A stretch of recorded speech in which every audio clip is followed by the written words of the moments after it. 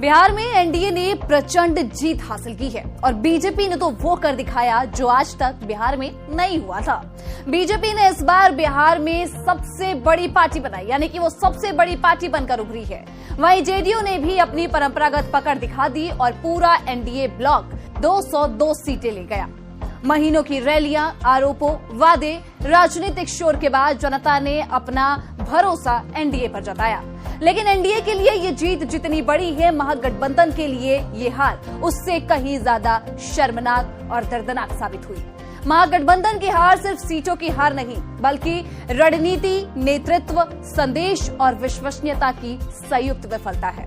243 सीटों में से महागठबंधन का स्कोर इतना कम रहा कि 2020 में सबसे बड़ी पार्टी बनने वाली राजद अब अपने इतिहास के दूसरे सबसे खराब प्रदर्शन तक सिमटती दिखी। लेकिन इस पूरे चुनावी दौर में एक दिलचस्प मोड़ भी है, एक ऐसा फैक्टर जो तेजस्वी लालू को थोड़ी राहत, थोड़ी सी खुशी दे सकता है, और वो ये है कि इस शर्मनाक हार के बावजूद भी आरजेडी का जो वोट शेयर रहा है वो सभी पार्टियों से ज्यादा रहा। जी हाँ, दरअसल चुनाव आयोग की वेबसाइट पर रुझानों के अनुसार तेजस्वी यादव के नेतृत्व वाली पार्टी को अब तक 22.79% का वोट शेयर मिला है, जो कि भारतीय जनता पार्टी से 2.27% और मुख्यमंत्री नीतीश कुमार की जनता दल यूनाइटेड से 3.8% अधिक है। यानी कि वोटिंग के स्तर पर राजद अभी भी बिहार की जमीन से पूरी तरीके से नहीं खिसकी है। लेकिन ये छोटी सी खुशी उस हार के गम को छुपा नहीं सकती।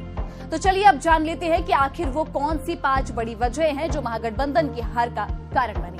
पारिवारिक कलह और नेतृत्व की अस्थिरता। जहां तेजस्वी तेज प्रताप का अनबन, एक ही घर के बेटों ने 2 अलग अलग पार्टियां बनाई और 2 अलग अलग जगह से खड़े हुए।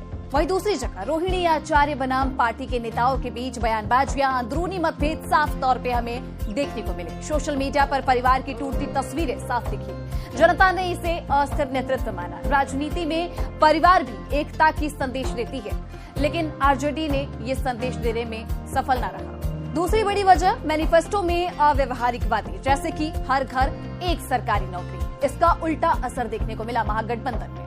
महागठबंधन ने नौकरी को मुख्य मुद्दा बनाया, लेकिन भरोसा का आधार नहीं बना पाई।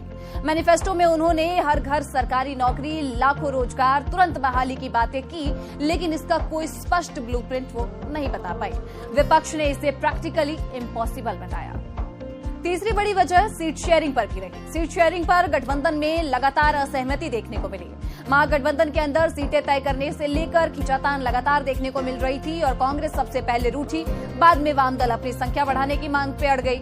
वहीं इसी की वजह से कांग्रेस और वाम दलों की नाराजगी खुलकर सोशल मीडिया पर सामने आई। कुछ सीटों पर आपसी टकराव भी देखने को मिले। इन विवादों ने जमीनी स्तर पर काफी असर डाला और गठबंधन को कमजोर किया। जमीनी स्तर पर वोटर को ये संकेत गया कि गठबंधन एकजुट नहीं है। जब गठबंधन भीतर से कमजोर हो तो वोटर बाहर से मजबूत समर्थन नहीं देता है। चौथी बड़ी वजह सीएम फेस पर भी कंफ्यूजन। जी हाँ, तेजस्वी यादव गठबंधन का चेहरा थे, लेकिन कांग्रेस की आधिकारिक रूप से उनको सीएम के चेहरे की घोषणा से दूरी बनाए रखना ये बड़ी वजह थी। ऐसी चर्चाएं लगातार होती रही कि राहुल गांधी और तेजस्वी ने के बीच में जो है सीएम चेहरे को लेकर सहमति नहीं बनी है। कांग्रेस जो है अभी तक उनको सीएम नहीं मानती। इन सब ने जनता में नेतृत्व को लेकर अनिश्चितता पैदा कर दी थी। वहीं 5वीं बड़ी वजह, नीतीश बीजेपी को चुनौती देने के लिए कोई बड़ा मुद्दा तेजस्वी के पास नहीं मिला। महागठबंधन ने चुनाव को मोदी नीतीश बनाम तेजस्वी की लड़ाई बनाने की कोशिश की। वहीं 5वीं सबसे बड़ी वजह, नीतीश बीजेपी को चुनौती देने के लिए तेजस्वी के पास कोई बड़ा मुद्दा था ही नहीं। गठबंधन ने लगातार इस चुनाव को मोदी नीतीश बनाम तेजस्वी की लड़ाई बनाने की कोशिश की, लेकिन असल मुद्दों की कमी दिखी।